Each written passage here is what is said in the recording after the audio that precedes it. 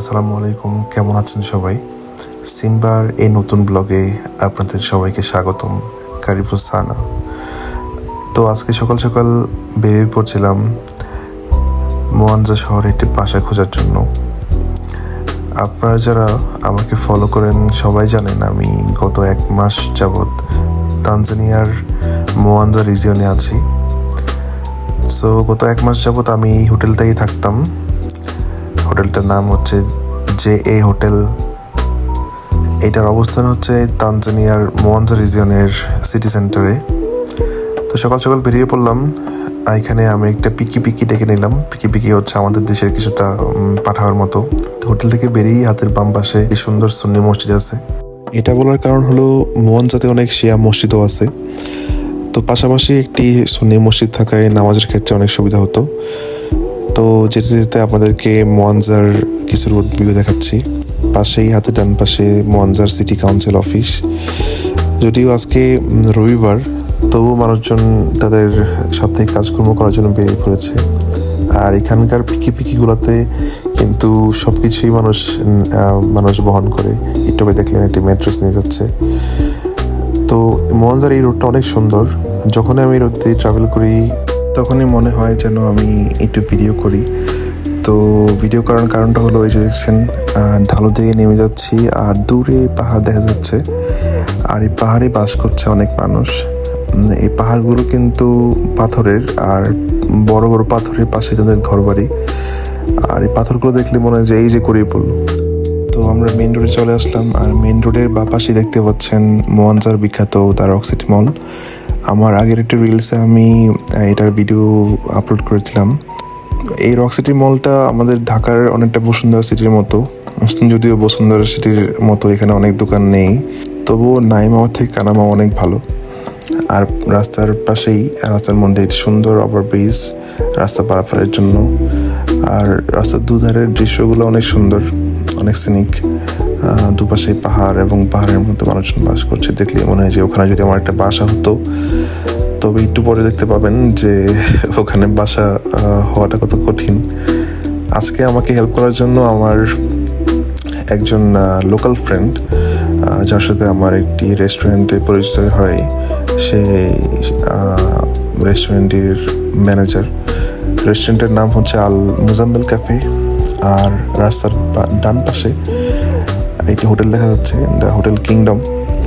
এই হোটেলেই আমি মোয়ানজাতে এসে ফার্স্ট 3-4 রাত থেকেছিলাম। তো আমার সেই ফ্রেন্ড একটু সামনেই কোনাবুর নামে একটি জায়গাতে ওয়েট করছিল। আমি সেখানে চলে আসলাম এবং পিকির ভাড়া পরিশোধ করে তার জন্য ওয়েট করতেছিলাম একটি শেডের নিচে। এখন আপনাদেরকে রাস্তার ভিউ দেখাচ্ছি এবং এই রাস্তাতে কিন্তু কোনো ট্রাফিক পুলিশ নেই, তবুও সবাই সুন্দর ট্রাফিক রুলস মেনে চলছিল। যদিও পিকি বা বাজাজ এরা ট্রাফিক রুলসের তোয়াক্কা করে না, বাট বড় বড় গাড়ি যেমন বাস, মাইক্রো, প্রাইভেট কার, ট্রাক, এরা সবাই ট্রাফিক রুলস মেনটেন করে। তো আমার ফ্রেন্ডের সাথে দেখা হয়ে গেল, মিস্টার ইয়োদা। তো আমাকে দেখে বললো যে তোমাকে অনেক তৃষ্ণান্ত লাগছে, চলো আমরা একটু একটা রেস্টুরেন্টে বসে পানি খেতে খেতে আজকের প্ল্যানটা আলাপ করি, কোথায় কোথায় যাবো, কোথায় বাসা দেখবো। এবং সে একজন দালালকে ফোন দিয়েছিল। হ্যাঁ, দালাল, তানজানিয়াতেও দালাল আছে যারা কিনা হচ্ছে বাসা খোঁজার জন্য হেল্প করে এবং ভাড়াটিদেরকে বাসা দেখাবে। ভাড়াটিয়া এবং বাসার মালিকের সাথে তার একটি কন্ট্রাক্ট হয় এবং সেই বাসা ভাড়া হলে তাকে সেই পরিমাণ টাকা পরিশোধ করতে হয়। যাই হোক, পানি খেতে খেতে আজকে আমাদের প্ল্যান ডিসকাস হয়ে গেল এবং আমরা সেই দালালের পিছু এখন বাসা খোঁজার জন্য যাচ্ছি। আমরা একটি শেয়ার্ড বাজারে করে বাসা খোঁজার জন্য রওনা হলাম। এই বাজাজগুলো হচ্ছে আমাদের দেশের সিএনজির মতো এবং এখানে শেয়ার্ড বাজাজে করে যাওয়ার একটা মজা আছে।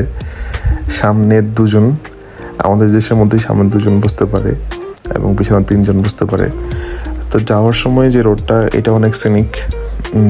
পাশে যদি রোডে ময়লা আবর্জনা না থাকতো তাহলে মনে হতো যেন ইউরোপেই আছি। এবং রাস্তার দুধারে অনেক সুন্দর সুন্দর দোকান, যেমন গ্রোসারি, ফার্নিচার, ফার্মাসি থেকে শুরু করে সব কিছুই পাওয়া যায়। এবং লোকাল মানুষজন বেশিরভাগ সময় এই সব দোকান থেকে কেনাকাটা করে। দূরে পাহাড়গুলো দেখা যাচ্ছিল আর মনে হচ্ছিল ওই পাহাড়ে চলে যাই। যাই হোক, দেখতে দেখতে আজকে আমাদের প্রথম গন্তব্যস্থল মাডোকাটিসাতে চলে আসলাম। মাডোকাটিসা হচ্ছে 9টি দোকানের সমাহার, যার জন্য এই জায়গার নাম হয়েছে মাডোকাটিসা। আর দূরে তরমুজ দেখা যাচ্ছিল। তরমুজ দেখে দেখে ভাবছিলাম কয়েকদিন পরে আমাদের দেশে তরমুজ ব্যবসায়ীরা স্বর্ণ ব্যবসায়ীর মতো হয়ে যাবে। যাই হোক, এখানে কিন্তু তরমুজের দাম অনেক কম।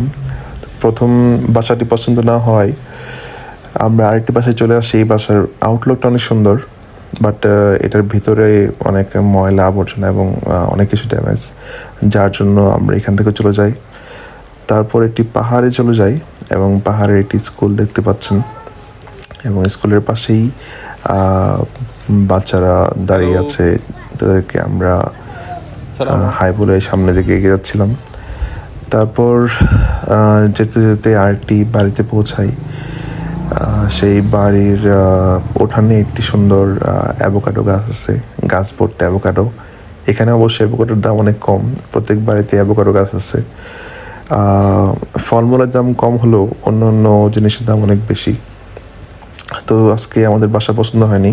তারপর মিস্টার ইয়োডা আর আমি আর শীতালাল একসাথে লাঞ্চ করে ওদেরকে বিদায় দিয়ে আজকের মতো এখানেই আমাদের যাত্রা শেষ করে আবার হোটেলে ফিরে যাচ্ছি।